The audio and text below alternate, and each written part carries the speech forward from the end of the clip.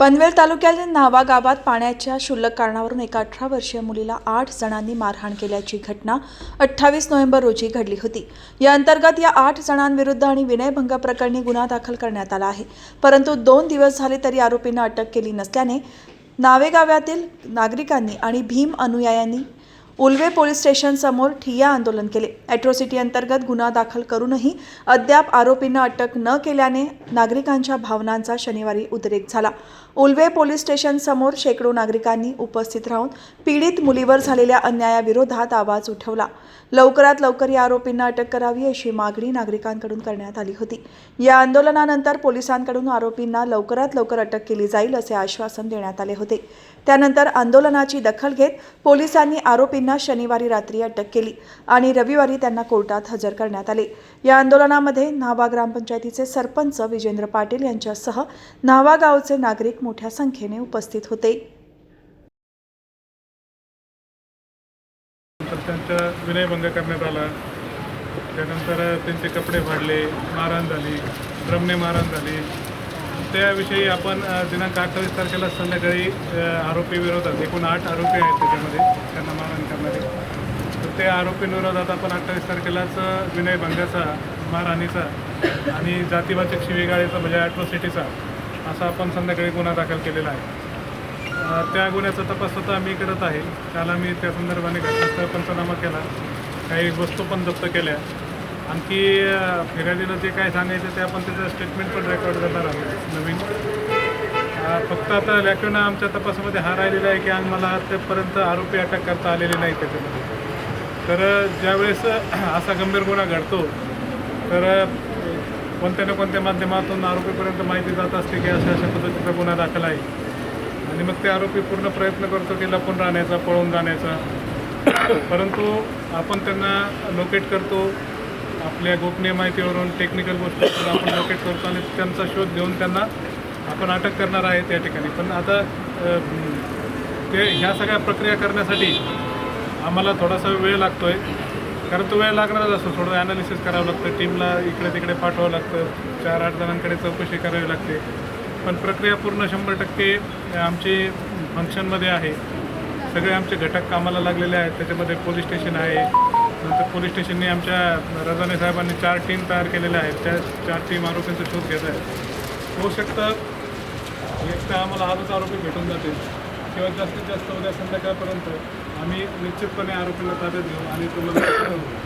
त्या घटनेचा तर निषेध तुम्ही करता एक अतिशय योग्यच आहे, पण त्या हे पुढे जाऊन आपल्या सगळ्यांचं हे कर्तव्य आहे की आरोपींना कोर्टाच्या माध्यमातून शिक्षा लागणं सगळ्यात जास्त महत्त्वाचं आहे। तर त्या दृष्टिकोनातून जितके जास्तीत जास्त सबळ पुरावे आहेत तेवढे सबळ पुरावे गोळा करण्याचा आपण प्रयत्न करतो आहे। तर मला अशी सगळ्यांना विनंती करायची आहे की आम्ही तपास करतो आहे चांगल्या पद्धतीने। यांना पण माहीत आहे, फिर्यादीची बहीण आहे किंवा त्यांच्या घरचे व्यक्ती आहेत, सगळ्यांना माहीत आहे तपास चांगल्या पद्धतीने अतिशय चालू आहे। तर आरोपी मिळेपर्यंत, आरोपी आमच्या ताब्यात येईपर्यंत तुम्ही सगळ्यांनी कृपया आम्हाला सहकार्य करावे असे मी तुम्हाला विनंती करतो। आणि या बाबतीत देखील अशी पुढं कुठलीही घटना घडणार नाही। जी पीडित कुटुंब आहे त्यांना या पुढे कुठलाही त्रास होणार नाही, त्यासाठी आम्ही तिथं एक पोलीस संरक्षण गार्ड पण ठेवणार आहोत त्यांच्या घराच्या तिथं। त्यामुळे त्या बाबतीतही सर्वांनी निश्चिंत राहावं असं मी तुम्हाला कळवतो। मी रायगड जिल्हा अध्यक्ष भीमशक्ती प्रकाश कांबळे, त्यांना आपण निवेदन दिलेले आहेत का आम्हाला हा आरोपी तुम्ही काही तासामध्ये इथं त्याला हजर करा।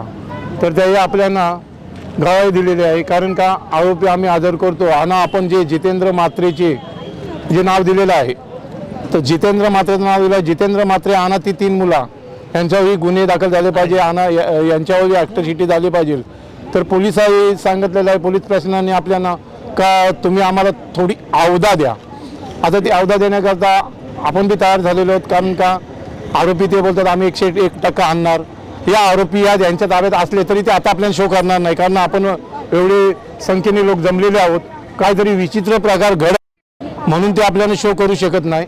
परंतु आरोपीची ते आपल्याला गावी दिलेलं आहे का आरोपीचा काय टेन्शन घेऊ नका, आरोपीने आम्ही तुमच्या सामने पकडून आणू, परंतु ते आरोपी आपल्याला देणार नाही। कारण काय ते त्यांच्या कस्टडीमध्ये ठेवतील, आपल्याला आरोपी ते शो करणार नाही आपल्या पुढ्यात। याची प्रत्येकाने दखल घ्या। आणि जे त्याही रिस प्रकरण काय आहे आणि कधी घडलेलं प्रकरण, कशा स्वरूपात हा गुन्हा किती तारीख होती ती? झालेला आहे? गुरुवारी संध्याकाळी ना सकाळी 8:30ला हा प्रकरण घडलेला आहे. मुलीची आई सांगते का पाण्यावरनं आमचे ऋषीफुगे होते, परंतु त्याच्या आधी बी त्या मुलीला एक वेळ त्याही नावा स्टॉपला पकडून मारली होती 2023ला.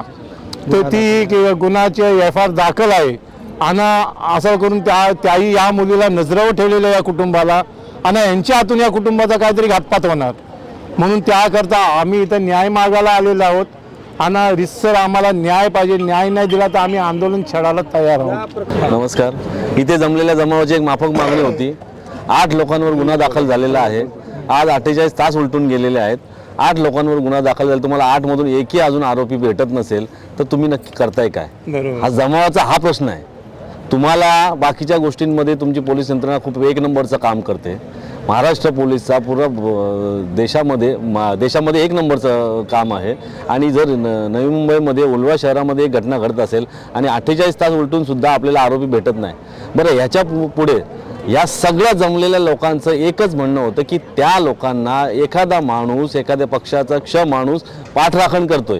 त्यांनी जी घटना केलेली, आरोप केलेला आहे त्या चुकीच्या घटनेला एखादा माणूस समर्थन करतोय. त्या समर्थकाचं नाव सुद्धा इथे फोडलेलं आहे, पण तरीही त्याच्यावर अजून ॲक्शन का होत नाही आहे, हा आमचा प्रश्न आहे.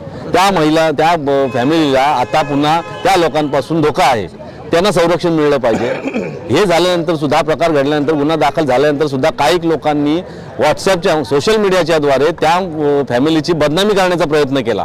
त्या लोकांवर सुद्धा गुन्हा दाखल झाला पाहिजे. आणि आता आम्ही वरिष्ठ पोलीस निरीक्षकांशी बोललो, सहाय्यक पोलीस आयुक्त साहेबांशीही बोललो. त्यांनी आम्हाला शब्द दिलेला आहे की आम्ही 24 तासाच्या आत त्यांना पकडून तुमच्यासमोर हजर करतो.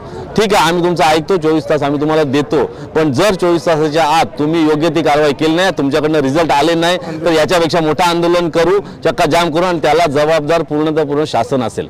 मुलीचा जिथे मारहाण झाली तिचा विनयभंग करण्यात आला आणि तो व्हिडिओ जाणीवपूर्वक मला वाटतं त्यांनी तो व्हायरल केला आहे. बरं, गुन्हा दाखल झाल्यानंतर सुद्धा काही लोकांनी तो स्टेटस व्हॉट्सअपच्या स्टेटसला ठेवला होता आणि त्यांच्याबद्दल अपशब्द लिहिले होते. त्या लोकांचे सुद्धा नावं आपण पोलीस स्टेशनला दिलेले आहेत. त्यांच्यावर सुद्धा गुन्हा दाखल झालाच पाहिजे. जाणीवपूर्वक कुठल्या तरी कुटुंबाची बदनामी करणं, त्यांना त्रास देणं, हाच हेतू याच्यातून समोर येत आहे. आज या सर्व जमाव इथे जमलेला आहे. जी काही नाव्यामध्ये घटना घडली ती खूप अत्यंत निंदनीय आणि महिलांच्या बाबतीत एकदम खूप घाणेरडी घडलेली आहे. आणि ह्या घटना अशा महाराष्ट्रात किती दिवस होणार? हा महाराष्ट्र शाहू फुले, शिवाजी महाराज, बाबासाहेबांचा आहे आपण म्हणतो, पण प्रबोधनामध्ये काहीच होत नाही. आज एवढी बघितली, बेलापूरची घटना झाली, उरणची यशस्वी ताई शिंदेची घटना झाली, आज ही घटना होते. तर याच्यावरती शासनाने आणि प्रशासनाने कडक कारवाई करायला पाहिजे. आणि सदर जी घटना घडली त्या घटनेमध्ये पीडित कुटुंबाला पोलिसांनी संरक्षण दिलं पाहिजे. ॲट्रॉसिटी ॲक्ट अंतर्गत कारवाई झाल्यानंतर ज्या काय आर्थिक बाबी वगैरे काय आहेत त्यासुद्धा पोलीस आणि प्रशासनाने त्या कुटुंबाला दिल्या पाहिजेत. आणि या घटनेमुळं पीडित कुटुंब अत्यंत मानसिक दबावाखाली काम करते. तर त्यासाठी त्यांचं समुपदेशन झालं पाहिजे. आणि ह्या सगळ्या ज्या जनतेची मागणी आहे की बाबा आरोपीला अमुक तासात 24 तासात पकडा, तर पोलिसांनी जरूर त्यांना पकडावं. कठोरात कठोर कायदा वापरून ही कारवाई झालीच पाहिजे. आणि जेवढ्या लवकर होईल तेवढ्या लवकर ही कारवाई झाली पाहिजे. यापुढे आमचा उरण तालुका हा काय अशा घाणेरड्या गोष्टीसाठी प्रसिद्ध नाही. उरण तालुक्याला आम्हाला इतिहास आहे. उरणचा तालुक्यामध्ये आम्ही चिनेरचा सत्याग्रह बघितलेला आहे. तुमचा जमिनीचा 1984चा शेतकी आंदोलन बघून सगळ्या लोकांना न्याय देणारा हा तालुका आहे. बाहेरून जेवढी लोक येतात त्या लोकांना अन्न, वस्त्र, निवारा, संरक्षण हा तालुका देतो. मग अशा घाणेरड्या कृती आपल्या तालुक्यात का झाल्या पाहिजेत? संपूर्ण उरणच्या तालुक्याने ह्या गोष्टीवर विचार करायला पाहिजे. संबंधित जे काही आरोपी आहेत सगळ्या उरण तालुक्याने विचार करावा आणि त्या कुटुंबासोबत काय करायचं तालुक्याने निर्णय घ्यावा.